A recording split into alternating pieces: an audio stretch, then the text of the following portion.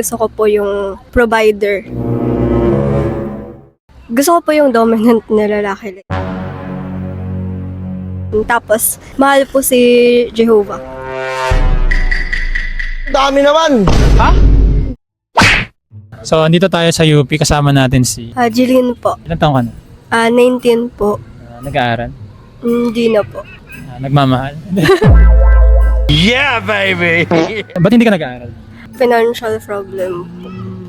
Parang hindi mo naman, parang may pang skincare ka na. Wow naman! Ang galing! Ang galing! Ano yung ideal mo ba, kunwari sa lalaki? Ano po? Yung may hawak na mic. Yeah, boy! Gusto ko po yung provider.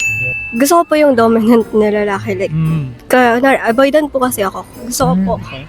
kapag ganun po, kaya niyang i-handle yung situation. Tapos, mahal po si Jehovah.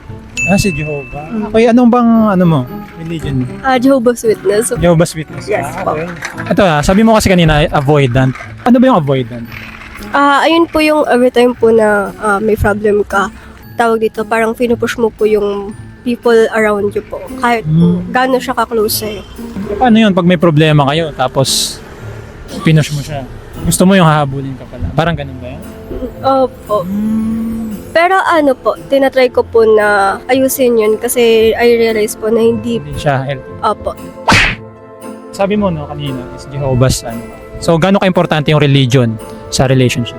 Actually po, hindi po kasi magpo-function yung relationship kapag magkaiba po kayo ng religion.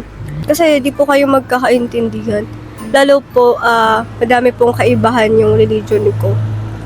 What made you convert to Jehovah's Witness? Actually, madami na po ako religion na napuntahan. Tapos, dun ko po nakita na parang totoo po talaga si Jehovah. Pagka kunwari yung lalaki willing magpa-convert, okay sa'yo yun? Ano po, ayoko po na yung motive niya para magpa-convert siya is ako. Gusto ko po, dahil nakilala niya si Jehovah. Ayaw mo na magko-convert siya para lang magiging kayo? Opo. Okay. So ano pala yan? Yung mga ano dyan mag-a-advance ng conversion.